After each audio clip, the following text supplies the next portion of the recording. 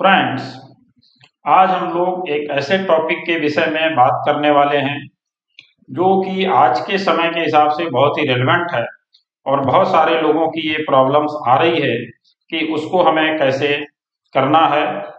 तो उस सब्जेक्ट पे आते हैं कि अगर हमने अपना income tax return assessment year 2021-22 का अभी तक फाइल नहीं किया है, यानी 31 मार्च 2022 तक फाइल नहीं कर पाए हैं, तो अब हमारे पास क्या अपॉर्चुनिटी है, अब हम उसको कैसे फाइल कर सकते हैं या हम उसको अब कभी भी फाइल नहीं कर सकते हैं। तो उसके संबंध में आज हम लोग बात करने वाले हैं कि जो लोग रह गए हैं, जिन्होंने अभी भी असेसमेंट ईयर 2021-22 का अपना रिटर्न फाइल नहीं किया है और उनको फाइल करना है, तो क्या ऐसा कोई रास्ता है जिसके द्वारा वो अपना इनकम टैक्स रिटर्न फाइल कर सकते हैं?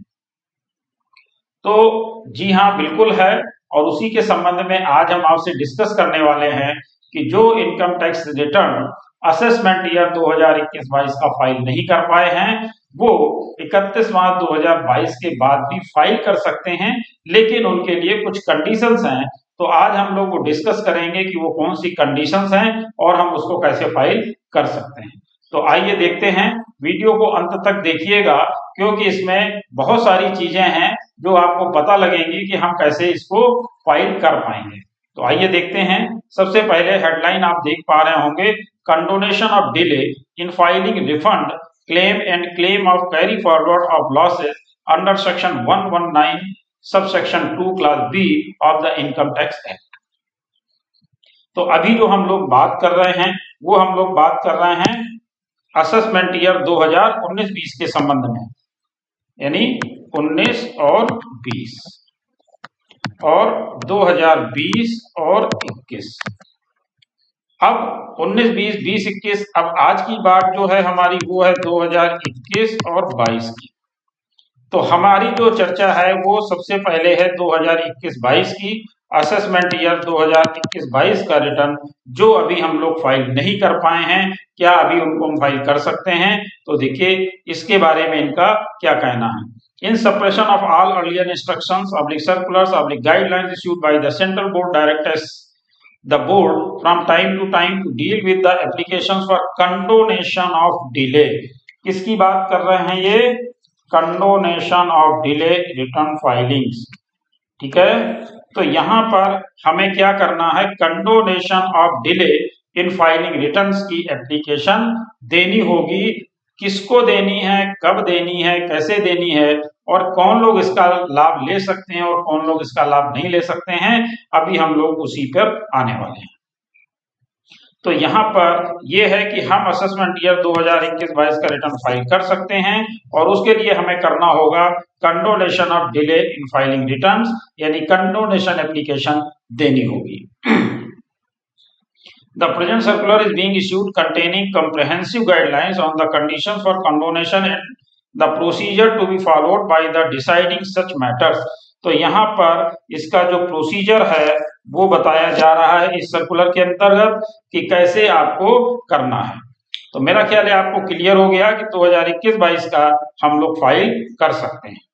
अब देखते हैं the principal commissioner of income tax. तो यहाँ पर इन्होंने क्या कहा, the principal commissioner of income tax / commissioner of income tax. और ये कौन कौन सी एप्लीकेशन सुन सकते हैं? 10 लाख से कम की, ये हमारी एप्लीकेशन सुन सकते हैं 10 लाख से कम की, और 10 लाख से 50 लाख तक की जो है प्रिंसिपल चीफ कमिश्नर सुनेगा। यानी ये एप्लीकेशन जो है हमारी the principal chief commissioner of income tax या chief commissioner of income tax. तो ये जो chief commissioner of income tax हैं ये 10 लाख से अधिक और 50 लाख से कम। ठीक है, और जो हमारा कमिश्नर है, प्रिंसिपल कमिश्नर है और कमिश्नर ऑफ इनकम टैक्स है, ये 10 लाख से कम।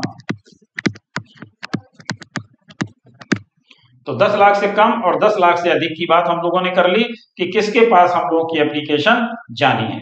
अब आगे बात करते हैं कौन सी कंडीशंस हैं, कैसे फॉलो करना है।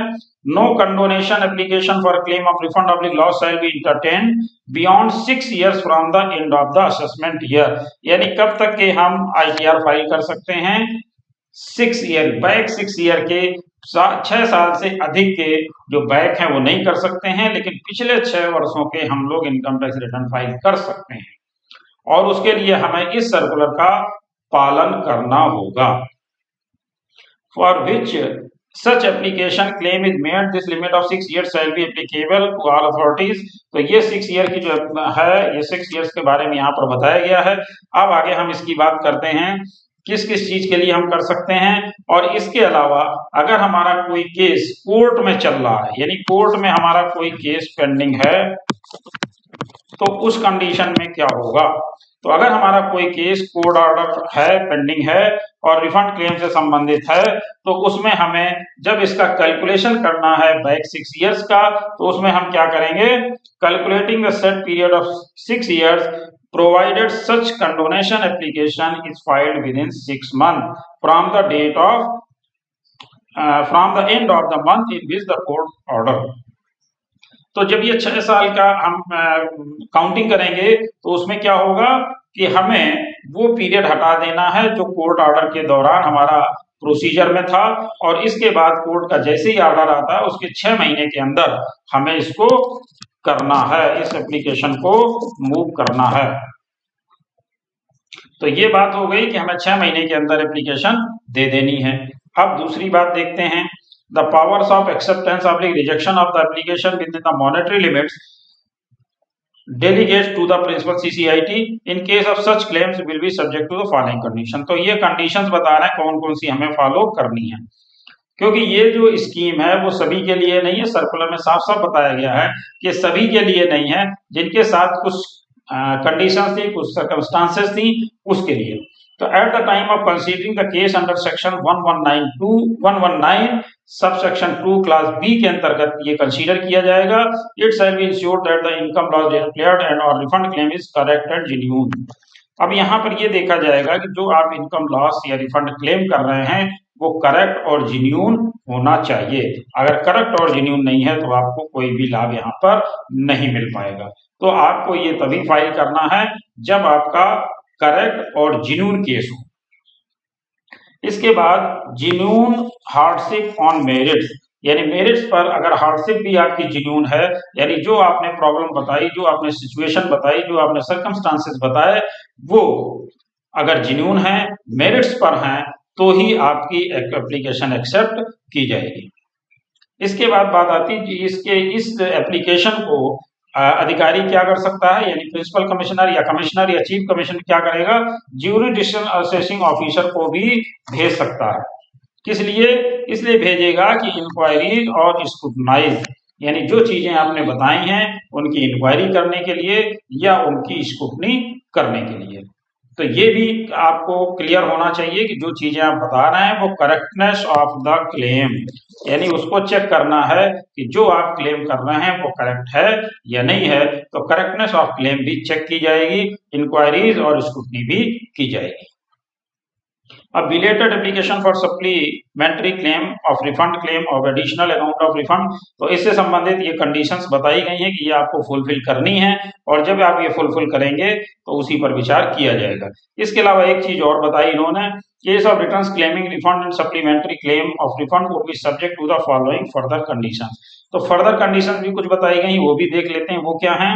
The income of the assessee is not accessible in the hands of any other person, यानी एनी अदर पर्सन के हैंड्स में असेसेबल नहीं होनी चाहिए जो असेसी अपनी इनकम शो कर रहा है। एक तो कंडीशन ये हो गई। दूसरी ये हो गई कि जो आपका बिलेटेड रिटर्न है उसमें जो रिफंड है, तो बिलेटेड रिटर्न के रिफंड के केस में क्या होगा, no interest will be admissible, कोई भी इंटरेस्ट आपको नहीं मिल पाएगा।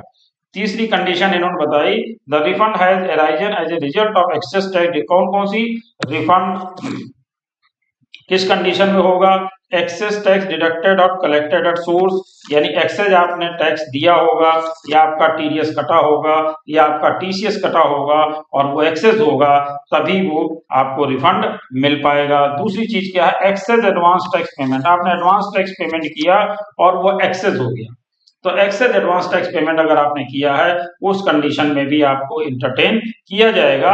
एक और भी है access payment of self assessment tax, यानी एक्सेस पेमेंट आपने सेल्फ असेसमेंट टैक्स का कर दिया है, उस कंडीशन में भी आपको रिफंड मिलेगा और आपकी एप्लीकेशन को एंटरटेन किया जा सकेगा। तो ये कुछ कंडीशंस हैं।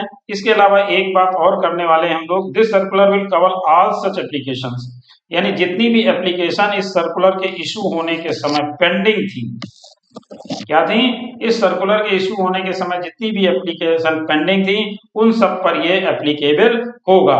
यानी कि जो भी सेक्शन है सेक्शन 119 और सब सेक्शन 2 क्लास बी के अंतर्गत, तो जितनी भी एप्लीकेशन सर्कुलर जारी करते समय पेंडिंग थी उन पर भी एप्लीकेबल होगा।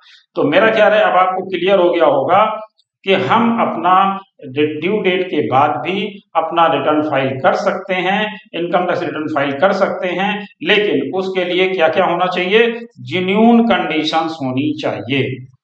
ठीक है, क्या होनी चाहिए, जेन्युइन कंडीशंस होनी चाहिए। अगर हमारी कंडीशंस जेन्युइन है तो हमको इसका लाभ जरूर मिलेगा और इसीलिए स्कीम लाई गई है कि जो जेन्युइन कंडीशंस हैं अगर उनको वो फुलफिल कर पा रहे हैं तो उनको ये लाभ जरूर मिले। और ये मिल रहा है आपको बियॉन्ड 6 ईयर, लास्ट 6 ईयर तक का, तो ये आप इसका लाभ जरूर लीजिए। 6 इयर्स तक के आप अपने इनकम टैक्स रिटर्न फाइल कर सकते हैं, बशर्ते कि उसकी करेक्टनेस, जेन्युइननेस, इंक्वायरी भी की जा सकती है, स्क्रूटनाइज भी किया जा सकता है। तो इसलिए अगर आपका जेन्युइन केस है तो आपको ये एप्लीकेशन देनी है, कंडोनेशन एप्लीकेशन फाइल करनी है। उसके बाद जब आप कंडोनेशन एप्लीकेशन फाइल कर देंगे तो आपको एक नंबर अलॉट होगा, उस नंबर के माध्यम से आप अपना इनकम टैक्स रिटर्न फाइल कर पाएंगे। Thank you. यहाँ पर एक चीज और रह गई, जो एक केस मैं आपके साथ डिस्कस करना चाहता था, वो भी मैं आपको बता देता हूँ। और वो है, एक केस था जो कि सेंट्रल सीबीडीटी का था, यानी central board of direct taxes and इसके बाद सीबीडीटी का अदर्स का वर्सेस वासुदेव एघास फास्ट फूड प्राइवेट लिमिटेड का। ये एक आपका केस था जिसको मैं डिस्कस करना चाह रहा था, तो इसको भी मैं चाहता हूं कि आप लोग नोट कर लें कि ये जो सीबीडीटी का एक केस था, CBDT and others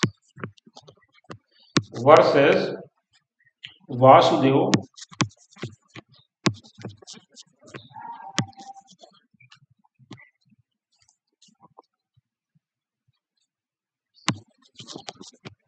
एघास fast food private limited.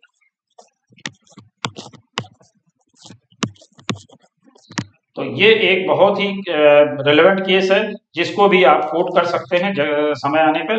तो इसके साथ ही साथ मैं अब इसको एंड करने जा रहा हूँ। Thank you. और आपसे एक बार फिर से रिक्वेस्ट है कि अगर आपने अभी तक हमारा चैनल सब्सक्राइब नहीं किया है तो कृपया सब्सक्राइब करें और बेल आइकन अवश्य प्रेस करें, जिससे हमारे अपलोड होने वाले वीडियो आपको जल्दी से जल्दी मिल सकें। Again thank you.